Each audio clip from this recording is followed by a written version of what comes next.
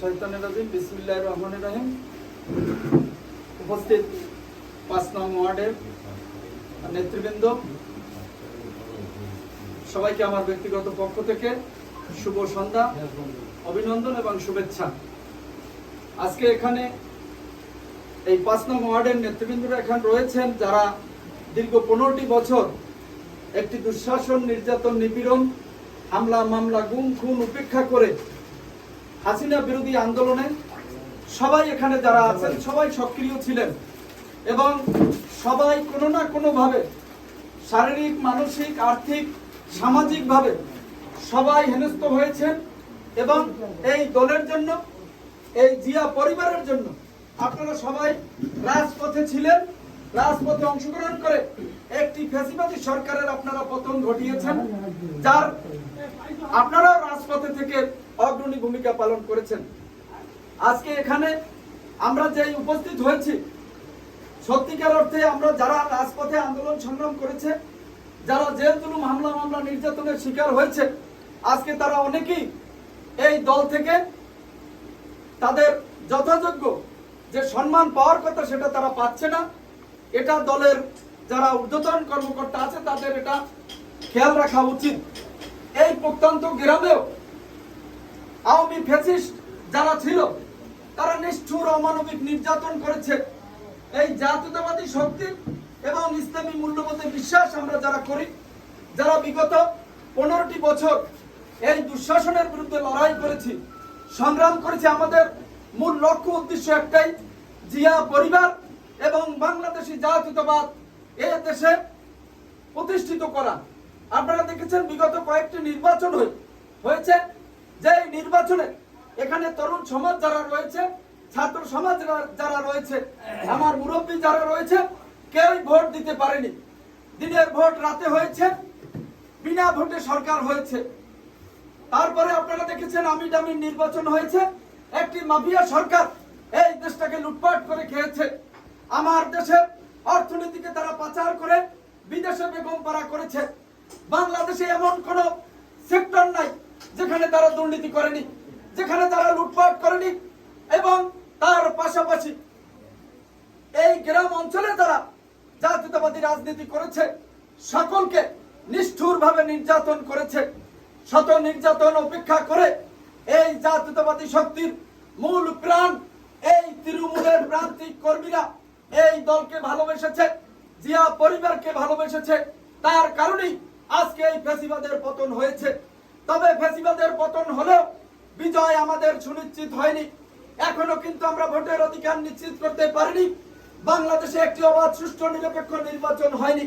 তাই আমাদেরকে সজাগ থাকতে হবে, আমাদেরকে ঐক্যবদ্ধ থাকতে হবে। আগামী দিনে একটি সুষ্ঠু নির্বাচনের মধ্য দিয়ে এ দেশের মালিক জনগণ, জনগণের প্রতিনিধি নির্বাচন হবে। সেই নির্বাচনের মাধ্যমে জাতীয়তাবাদী ইসলামী মূল্যবোধের শক্তি ইনশাআল্লাহ জনগণের ভোটে এ দেশের রাষ্ট্রীয় ক্ষমতায় আসবে। তাই আমাদেরকে ঐক্যবদ্ধ থাকতে হবে, ঐক্যের বিকল্প নাই। কাদা ছোড়াছুড়ি বাদ দিয়ে আমরা এক এবং অভিন্ন জিয়া পরিবারের একটি ছাতার মধ্যে আমরা থাকতে চাই। আমরা শত জুলুম, অত্যাচার, নির্যাতন সহ্য করেছি বিগত 15টি বছর। এখন যদি আমরা আমাদের মধ্যে মতভেদ, মত পার্থক্য থাকে, তাহলে আবার সেই ফ্যাসিস্ট যাদের হাতে আছে অনেক টাকা, অনেক অস্ত্র, তারা আবারও আমাদেরকে, আমাদের যে সুষ্ঠু পরিকল্পনা রয়েছে, তারেক রহমানের যে 31 দফা কর্মসূচি রয়েছে, সেই কর্মসূচিকে বাস্তবায়ন করতে তারা দিবে না। তাই আমাদেরকে সজাগ থাকতে হবে, ঐক্যবদ্ধ থাকতে হবে। আমি এখানে এসেছি, আজকে যুব সমাজ, ছাত্র সমাজ নেশায় আসক্ত হয়ে গেছে।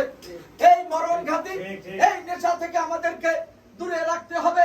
কারণ আগামী দিনে দেশ বিনির্মাণ করবে এই ছাত্র যুবকরা। তারা কেউ ডাক্তার হবে, ইঞ্জিনিয়ার হবে, তারা কেউ জনপ্রতিনিধি হবে। এই দেশের আগামী দিনের রাষ্ট্র পরিচালনা তারা করবে। তাই তারা যদি দেশের সুনাগরিক না হতে পারে, একজন ইমানদার, একজন ভালো নাগরিক হিসাবে যদি সে প্রতিষ্ঠিত না হতে পারে, তাহলে এই রাষ্ট্র, এই জনগণ, এই দেশটা গভীর সংকটে নিমজ্জিত হবে। তাই এই আমরা যারা এখানে যুব সমাজ, ছাত্র সমাজ রয়েছে, তাদেরকে সুষ্ঠু ক্রীড়া বিনোদনের মাধ্যমে, খেলাধুলার মাধ্যমে তাদেরকে মরণ ঘাতী যে নেশা থেকে তাদেরকে দূরে রাখতে হবে।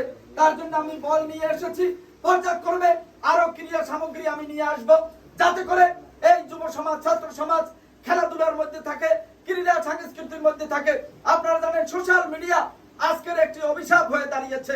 এটাকে আমরা সৎ ব্যবহার না করে সোশ্যাল মিডিয়ার অপব্যবহারের মধ্য দিয়ে আজকে যুব সমাজ, ছাত্র সমাজ ধ্বংসের পথে যাচ্ছে। এখান থেকে আমাদেরকে তাদেরকে সঠিক পথে নিয়ে আসতে হবে। কারণ তারেক রহমানের মূল যে কনসেপ্ট, সেটা হচ্ছে একটি স্বনির্ভর বাংলাদেশ হবে, একটি উন্নয়নশীল বাংলাদেশ হবে, আত্মনির্ভরশীল বাংলাদেশ হবে। যেই বাংলাদেশে বৈষম্য থাকবে না, সেই বাংলাদেশ হবে একটি মানবিক বাংলাদেশ। যেই বাংলাদেশের স্বপ্ন দেখেছেন শহীদ রাষ্ট্রপতি জিয়াউর রহমান। আজকে আমরা সকল ভেদাভেদ ভুলে গিয়ে কাঁধে কাঁধ মিলিয়ে ইস্পাত কঠিন ঐক্য আমাদের মধ্যে দৃঢ় করে আমরা আগামী দিনে পথ চলবো, যাতে করে আমাদের ভিতরে কোনো বিভাজন থাকবে না। জাতীয়তাবাদী পরিবার আমরা যারা আন্দোলন করেছি কাঁধে কাঁধ মিলিয়ে ইনশাল্লাহ আগামী দিনেও আমরা ঐক্যবদ্ধ থাকবো। এই 5 নং ওয়ার্ড অনেক নির্যাতনের শিকার হয়েছে। আমাদের ভাইরা যারা নির্যাতনের শিকার হয়েছে, ইনশাল্লাহ আগামী দিনে তাদেরকে পুরস্কৃত করা হবে এবং তারা ঐক্যবদ্ধ থাকবেন। বিশেষ করে যুব সমাজ, ছাত্র সমাজ আজকে এই নেশার মধ্যে যারা ডুবে গেছেন, তাদেরকে আমাদেরকে সঠিক পথে আনতে হবে। কারণ একটি পরিবারের একটি সন্তান যদি নেশায় আসক্ত হয় বা বিপদগামী হয়, ওই পরিবারটি আজীবন সাফার করবে। আপনার সন্তানটি আপনাকে খেয়াল রাখতে হবে। আমরা যারা এখন থেকে 20-25 বছর আগে ছাত্র ছিলাম, সন্ধ্যার পরেই তাদের কাজ ছিল আমরা বইয়ের টেবিলে যেতাম, টেবিলে বসে পড়ালেখা করতাম। কিন্তু আজকে এই মরণঘাতী যেই নেশা রয়েছে, এই নেশায় আমাদেরকে ধ্বংস করে দিচ্ছে। আজকে সোশ্যাল মিডিয়ার যে অপব্যবহার হচ্ছে, এটাকে আমাদের রুখতে হবে। এই আমাদেরকে পড়ার টেবিলে যেতে হবে, বিকালবেলা খেলাধুলা করতে হবে, যাতে করে আমরা একটি যদি সুসন্তান, আমরা যদি সুনাগরিক হিসাবে গড়ে তুলতে পারি, যেমনি করে নাগরিক হিসাবে যদি গড়ে তুলতে পারি, ওই পরিবার গর্বের সাথে মাথা উঁচু করে দাঁড়াতে পারবে। ওই সমাজে বলতে পারবে অমুকের ছেলেটা মানুষের মতো মানুষ হয়েছে। আমরা যাতে করে আগামী দিনে একটি মানুষ হিসাবে, মানবিক মানুষ হিসাবে তৈরি করতে পারি, আমাদের সমাজটাকে যাতে করে আমরা সুন্দর সুনাগরিক হিসাবে করতে পারি, এই আশাবাদ ব্যক্ত রেখে উপস্থিত সকলকে আমার ব্যক্তিগত পক্ষ থেকে, অন্তরস্থল থেকে আপনাদেরকে অভিনন্দন জানাই, ধন্যবাদ জানাই। আল্লাহ আমাদেরকে আগামী দিনে দেশ গঠনের জন্য তারেক রহমানের নেতৃত্বে একটি সরকার হবে ইনশাল্লাহ। আপনাদের ভোটে আগামী দিনে দেশ পরিচালনা করবে, এই আশাবাদ ব্যক্ত রেখে সকলকে আবারও ধন্যবাদ জানিয়ে আমি আমার সংক্ষিপ্ত বক্তব্য শেষ করছি।